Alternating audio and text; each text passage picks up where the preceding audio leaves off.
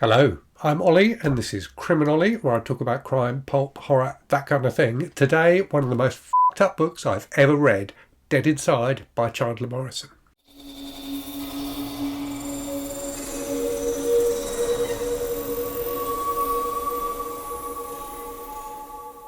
So this is a book I read for my Disturbing Books project, where I'm reading disturbing books that have been recommended or suggested by viewers.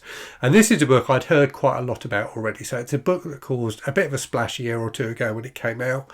A lot of people were talking about it, and people were talking about it because the content of this book is so extreme. I think some people like it, a lot of people hate it, and I can see both points of view. So it's definitely extreme in its content.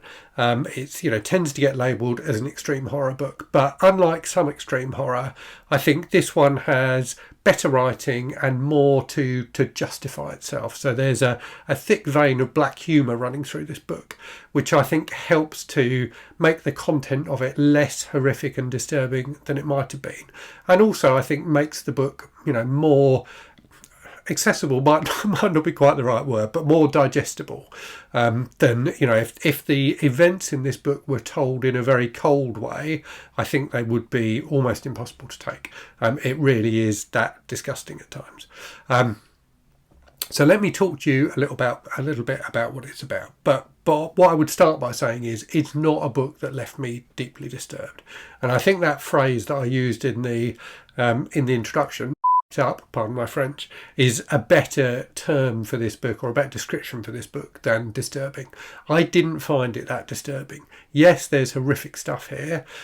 Yes, the people, the people this book is about have, deep moral voids and live in a moral vacuum that would be unimaginable to most of us. And yet the black humour kind of carries you as the reader through the book and stops the events from being as disturbing as they might have been. So let me tell you what it's about. So it's about a guy who works in a hospital as a security guard and who is a necrophiliac. So he gets his jollies by visiting the morgue at night when no one's looking and interfering with the corpses. And he meets a woman who works at the hospital, a doctor who is a cannibal. So she is a cannibal with a particular taste for dead babies. So right away you can see how this is going to be a very disturbing book.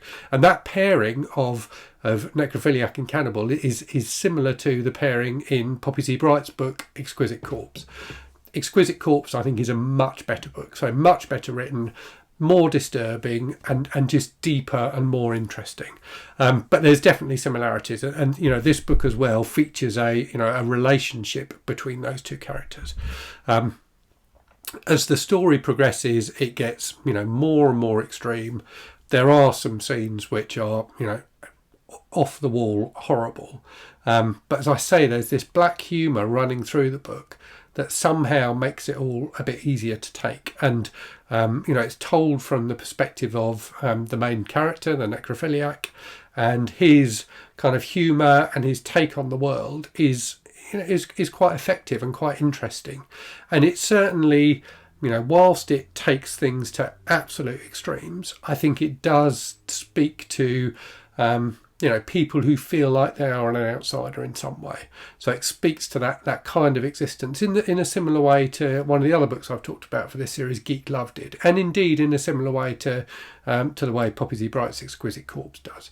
I think there is an appeal to people to read about characters who are so far out of the mainstream that they make our own differences from perceived normality seem less egregious.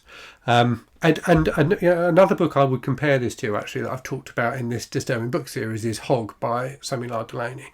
Now, this is definitely not as disturbing as Hog. Hog was just horrific and repellent in many ways. But again, it feels quite transgressive in the same way that Hog does. And by that I mean, it pushes things to their limits. It takes you over that line, way over that line of what is acceptable. And that in itself is quite an interesting experiment as a reader to push yourself and to see how much you can take and how you feel, being on the other side of that line. So this book, for all its flaws, it does work to an extent. As I say, a lot of people hate it, and I get why they hate it, because some of the content in this book is really horrible. But it's told sufficiently well, the writing is sufficiently good, and the main character and the narrator is sufficiently engaging that I found it, and dare I say, an entertaining read. It's appalling at times, but it keeps you coming back for more. You want to know what's going to happen to these characters. You want to know, what's going to happen next. What limits are they going to push next? And that in itself is quite interesting and makes for an engaging read, or it did for me at least.